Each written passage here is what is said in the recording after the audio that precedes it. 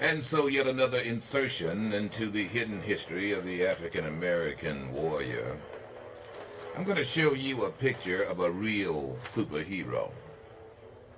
No, it's not Black Panther, but his name, should I say his nickname, there in Tuskegee was Dr. Death. This is him right here. See this guy? That's Dr. Death, and I'll tell you why he was Dr. Death, ladies and gentlemen. During World War II, this Tuskegee Airman, well, he shot down 150 Nazi airplanes. I'm sorry, first, 112 Nazi airplanes in the air. You heard me right. This ace shot down 112 Nazi airplanes in the air, 150 Nazi airplanes on the ground, as well as 950 rail cars, trucks, and other motor vehicles. In his squadron, the 332nd Squadron fighter group there for the Tuskegee Airmen, 66 of the pilots were killed, 32 of the pilots were downed and or captured as POWs. Had 1,000 fighter pilots in total. He survived it. His name, John L. Whitehead, Jr. Here's the bad brother. Bad brother joined the Air Corps when he was 19 years old. It didn't stop there with World War II. He went on to fly in Korea and Vietnam. In total, by the way, it didn't stop there either.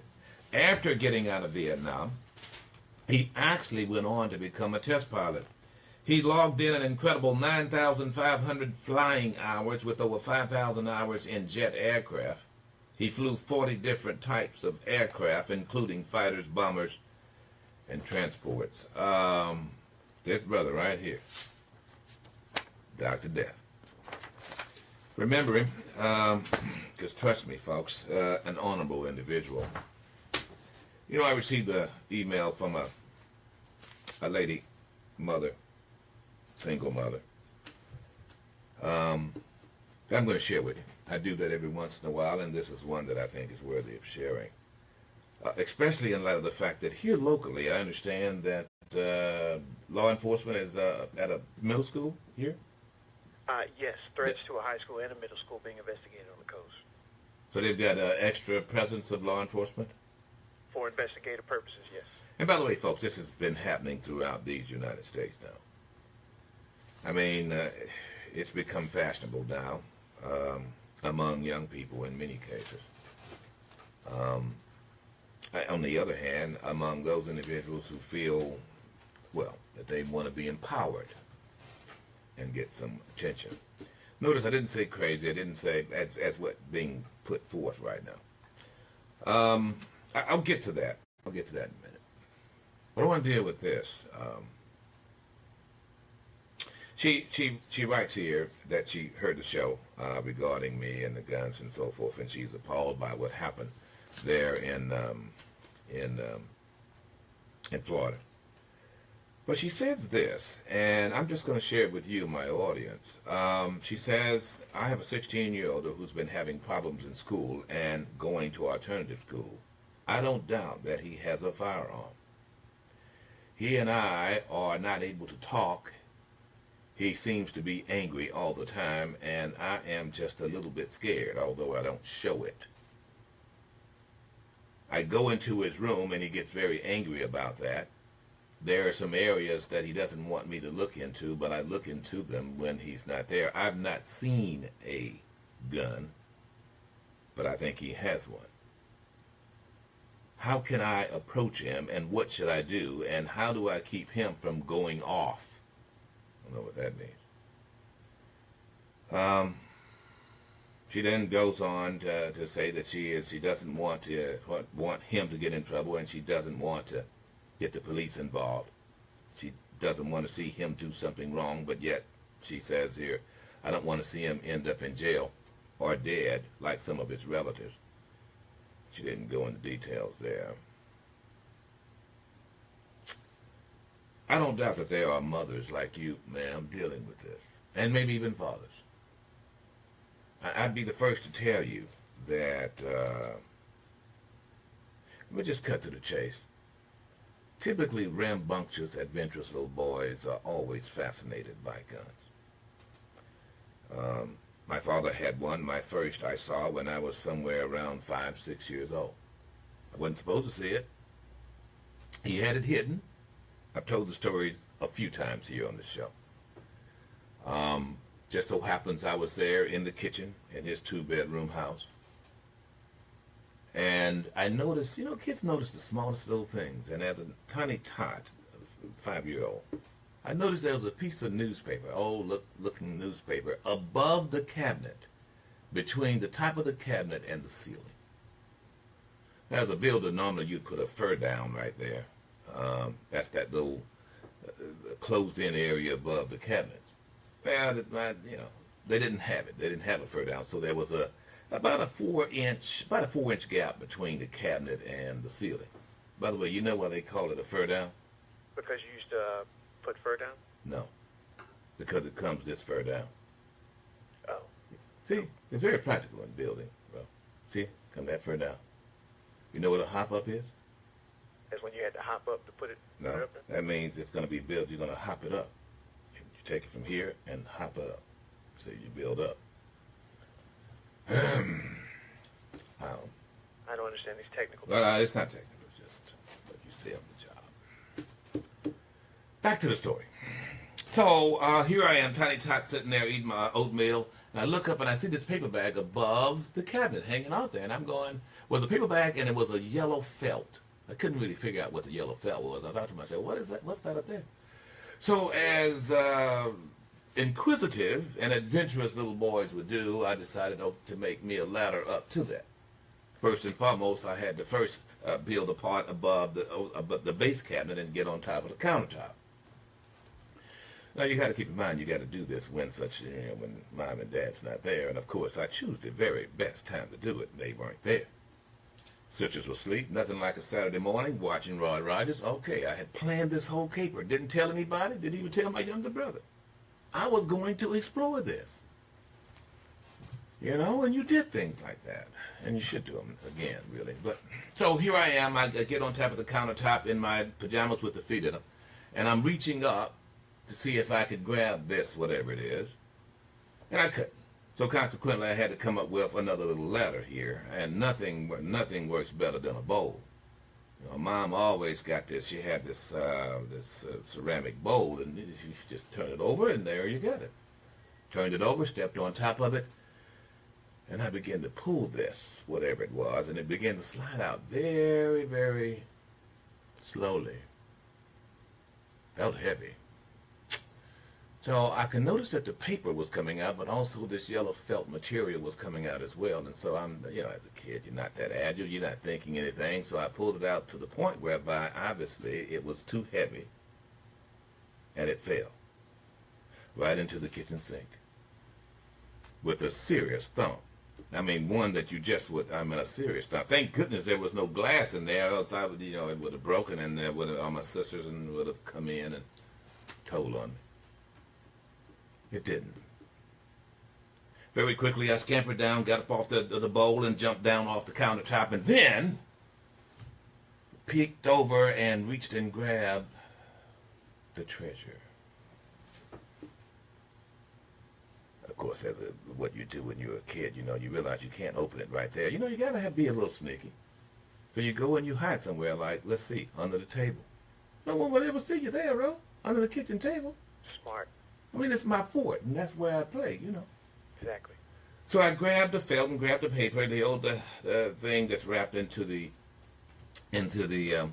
newspaper, and I began to unopen it like I would a present. And it seemed as though the object, and it was a pretty heavy object, was wrapped very, very carefully, and I began to unwrap the paper first, and then this yellow felt, and there it was. Real live gun. Not like I see it in the movies, though. It wasn't a 6-shooter, I thought to myself. But I can tell it was a gun. It was, it had a wooden handle to it, I thought to myself. And the barrel didn't look like, it wasn't like Roy Rogers' gun. It wasn't a Colt 45. But I had seen that gun, possibly on a war movie. I'd seen something that looked sort of like that. What did I do? I'll tell you what I did. When I first seeing it, I didn't want to touch it. Because it was a gun. First thing you know, that's a real gun. It's a real gun. It's a real one, too. And you look around and you go, oh, I'm in trouble. Oh, boy, I'm in trouble. Oh. However, that does not outweigh your being inquisitive enough to see. No one came. No one was watching me. And I'm in trouble. I might as well enjoy it. I'm going to get a beat down. I know that. So they're not here now to give me my beat down, so I might as well check this out. And this is how a little mind works. That little no-neck, big-head boy thinks just like this. Why does he do wrong things? It's because it's fun. He's adventurous. He's inquisitive. I know it was wrong. So there I go. I pick it up. Pick it up by the handle. All the time watching the trigger. Because there's something fascinating with the trigger. You learn very quickly when you have a pop gun, you pull the trigger, it pops. You know what a pop gun is? Yes. Okay. Did you use the little tape, the little pop gun tape, and you put it on the reel and it rolls out and it pops? Yeah, that was better than the little plastic thing. The little plastic caps weren't as good as the real Very good. tape. Just making sure you're up. Oh, yeah. This was not a pop gun, and I knew it. I can remember handling it in such a way that it was real. The first thing I did as a child, and I don't doubt most children would do this, unfortunately, you pick it up and you aim it. And yeah, I don't mind telling you, I pulled the trigger. As deadly as that sounds, ladies and gentlemen, I'm being very candid with you. You got a firearm. Just remember what little 5-year-old Rip did, because I don't doubt that that's how kids get killed. Wow, it's a real gun, so what do you do with the gun? You pull the trigger. I didn't look down the barrel. I aimed it. I did what I thought was aiming. I think I closed the wrong eye. And then I sat there, I laid it down, and I took the felt and just kind of rubbed on it. And wanted to shine it up, because it wasn't very shiny at all. It was a blue steel gun there. It actually looked even rusty in some areas. I don't doubt my dad had not cleaned the thing in eons. But it was my treasure. It was my secret, too. So I cleaned it up. Then I folded it and let it sit there for a little while. Then came back and opened it again to make sure that it was still there. See, kids do that. You know, it's like, this is mine. This is mine. This is my secret. You close up the secret, you hide it, and then you come back and make sure it's still there. There it is. Still mine. Still mine. Still my secret. And then finally it dawned on me that, somebody could come in here. It's getting late now. Roy Rogers is off. And now it's time for Conjunction Junction. So, actually, no, it wasn't Conjunction Junction. I think it was Hopalong Cassidy came on after. You don't know about that. No idea what you're talking about right now. Yeah.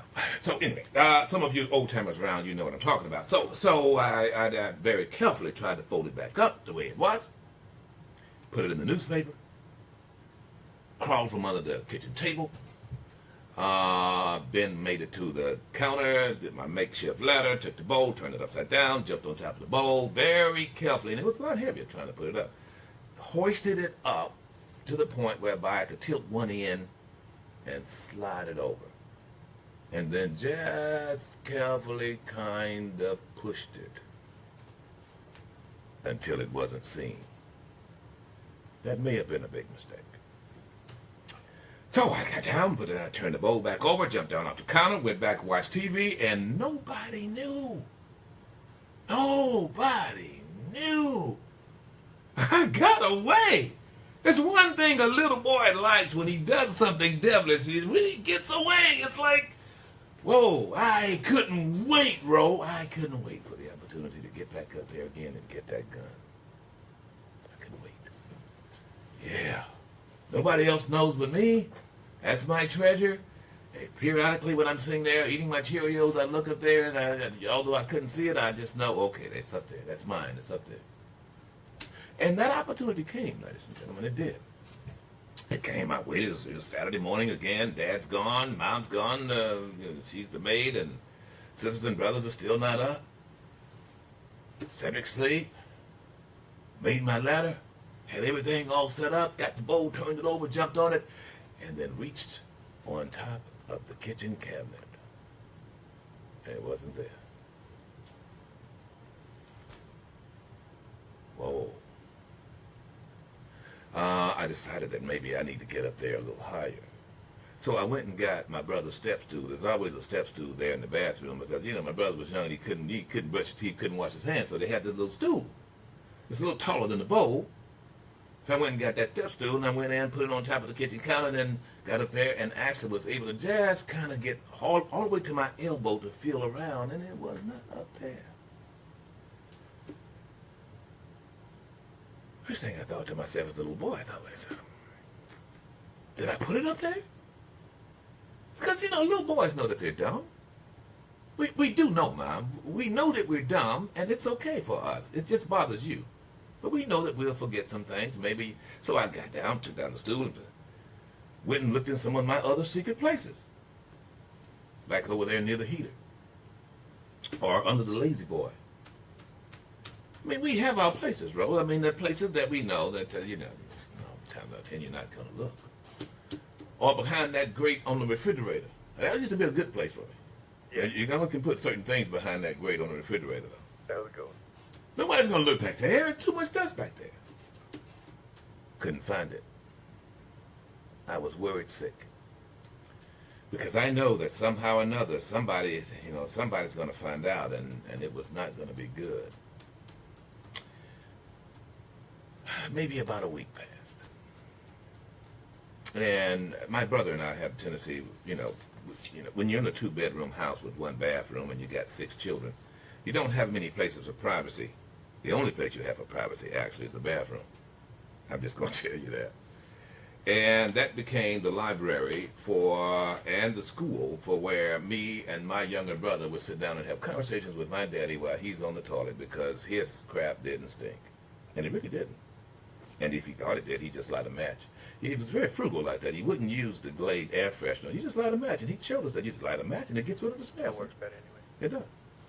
He took it as and it was literally like a school. Here he is. He's on the toilet. My little brother's now sitting on the step stool that I used to get up there and get the gun, and I'm sitting on the hamper, dirty clothes hamper, right in front of the toilet. We all he's telling us all these stories. It's like all this wisdom coming out, and you even ask Dad about things when he's on the toilet that you wouldn't ordinarily ask. And something, not unless he's sitting outside in the car. That's the venue. That's the venue. And then nobody's going to come in there, he's in there, and it's just quality time. And typically it was before he went to work, like somewhere around 5 in the morning. I always got up with my father when he was getting ready to go to work. He made a better breakfast, too. So here we are, about a week or so later, and my dad says, out of the clear blue sky, one of y'all get on top of that cabinet? I know my younger brother didn't do it. Now, Mom, Dad, I want you to know, the first one who speaks is the one who did it. It's like that, you throw the rock in the middle of the night, the dog that howls is the one who got hit? Okay. I know that one. You got that? My response was, what cabinet? No. Dead giveaway. As a little kid, you don't think that. It's a dead giveaway. So, what cabinet? Yeah. So at that point, he asked my little brother, he said, you need to go in there and do something else. He didn't want to go. My dad made him. He looked deep into my eyes and he said, did you find something up there? Yeah. He said, well, what do you think about that? I said, well, I thought it was pretty. I mean, I'm almost saying this verbatim. I'll never forget it. He said, it's not pretty. Why didn't you tell me about it? Is what he asked next. And I thought to myself, are you crazy? Why should I tell you about it when you're just going to beat me down? I know I was wrong.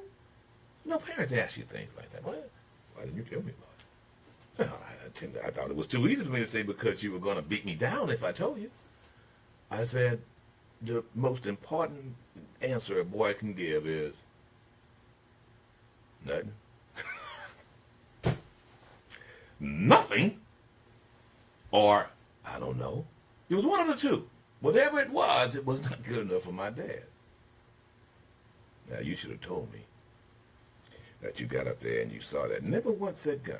You should have told me that you got up there and saw that. That's very, very dangerous. It was dangerous for you to get up there, and it's also dangerous for you to get that.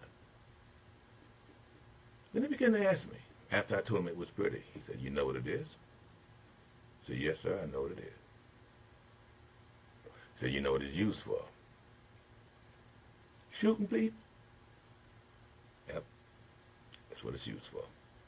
And it could shoot you. You could shoot yourself. And he began to explain to me at that point where he got it from. It was what they call a broom handle from that came out of Japan. My daddy was in the South Pacific, and he explained to me how he brought it into the country and so forth. And it was not unusual at that time, ladies and gentlemen, for GIs to bring relics and souvenirs from war. And he explained all that to me, and then he explained how deadly it is and how it is not something for a little boy to deal with. And I thought I'd gotten off scot-free. I felt real good about myself, bro. Me and my dad was having a conversation about a man's thing, about an adult thing. And he was talking to me. I felt like more like an adult, and so I felt that I could relax. And can I see it again? No. You're not going to see it again. And that's the end of that, except for this. Then he grabbed me by the back of my pants, raised it up real good, and popped me 5, 6 times. Said nothing else. I had to give up a little whimper or cry. That was that. Moral of the story? Well, if there is a moral of the story, I think it's one is this, is that if for those of us who have firearms, it's not if, it is when. That young person in your house will find it. Particularly if it is not behind lock and key, if it's not in a safe. And it's not if, it's when. Well, I'm not going to say when. You should broach the subject before they become adventurous and discover it. And by the way, 5 years old was not too old, to be quite frank. I never saw it again up until I became an adult. I cherish it now. I did, in fact, show it to my children, my boy, at an age, certain age, and explain the details one way or the other. So to you, Mom, the mom who was asking me whether or not what should she do if she suspects her child has her 16-year-old has a firearm, you've got to ask. And if you don't believe him, then you've got to act like it. You've got to go into wherever he goes, his private place, his space. You've got to make it very, very clear that it will not be tolerated. It's a time to call law enforcement. If, in fact, you are scared of your son, it's time to call law enforcement. I would highly recommend, however, that if you don't have a man that you could trust, that you find one, and you find one very quickly. By the way, ladies, I'm going to tell you, there are men out here. Used to be there was always a deacon somewhere that you could trust. Used to be. You need that support. A single-parent mother head of household with a 16-year-old rambunctious boy who is smelling himself, as we say. It could be very formidable and strong. Now, don't get me wrong, there are some moms who will take it to the hoop. Now, there's no doubt about that, and you can instill the fear of God in them, so to speak, and you can bluff your way through. But at some point, that boy will determine that you can't hurt him, and probably won't hurt him. Probably those times when they see someone else hurt them and your mom goes off or starts crying. You know what I mean? It's like, okay, yeah, well, So that's the time when you need some support, and you got to have that. So, Mom, I'm going to suggest that you get that support, and you get it from a man who knows something about firearms, and also a man who you know this boy respects first. Secondly, respects as just a man, not your boyfriend necessarily, not someone who has been in and out of your life, so to speak. It's got to be someone who he feels is credible, and someone you know will be credible to support you in this, and to just come out with it.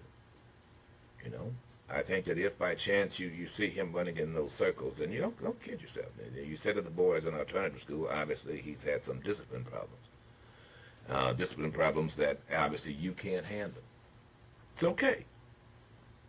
It's all right. But you got to handle it. And so therefore you get some support. And I don't mind. You give me a call, I'll come. There's no ifs, ands, or buts about it. But I'm not going to play with it. I'm not going to, doesn't mean I'm going to walk in and jack anybody up and walk. It's your child. But I'm not going to go for, as we say, the okie doke, the lies, the little, what am I doing? I ain't doing anything. I'm not going to go for that, and I'm not going to go for him talking to you any kind of way. I'm just not. That's not what men do. He's still a boy. There's no doubt about that. But when he starts getting into a man's shoes, I'm going to treat him head up. I mean, that's what you got to do now. Look, and I don't mind having this conversation. Maybe it's time to have this conversation. But if you're afraid of your son in the midst of Rip Daniels, then you need to not have him around me. I've had to say that a time or two. Yeah. No. If once they get out of that lane, then, it doesn't mean that you're going to, look, no one wants to be belligerent. But there's a way that a man and a boy talks to each other. And, we can be respectful. There's no doubt about that. But a boy is not a man. And when you treat your boy like he is a man, then you're confusing him. Because he's going to get out of the lane somewhere down the line, and the only thing he can equalize that with is a gun. Once he gets that, he feels that somehow or another he's now gotten to a man's shoes. And that's pretty deadly. Pretty deadly. So I don't know. I'm going to throw it out there to you. If you want to offer some advice to this mom, I'd like to hear it.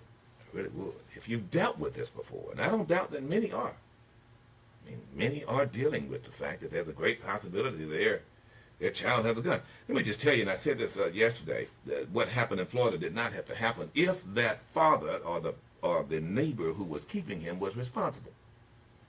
I think it's completely irresponsible to have guns around a child who is a discipline problem. And I don't get that. I just don't. That's you got a discipline problem, an anger problem, and obviously this kid did. Well, the neighbor said, "Oh, we didn't know." Well, they knew he was in the fight a day or two before. First and foremost, folks, the only one that's going to have a gun in my house is going to be me. That's it, and that's the way it's always been. Only man in that house. And if by chance you turn 17, 18 years old, you're still not old enough. Get your own house, get your own gun.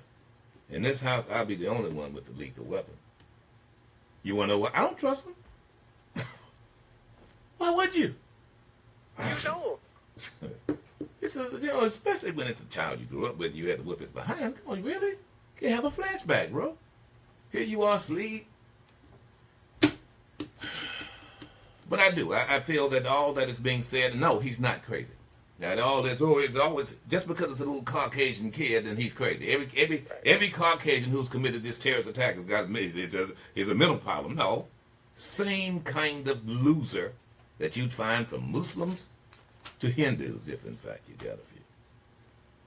They're losers. You go into girl problems, can't get a girlfriend, all that. The same thing from the theater attacker to San Bernardino to the other one in Florida, the nightclub terrorist. Same crap. Orlando. Same crap. Had very little to do with religion. Had nothing in my mind to do with his mind.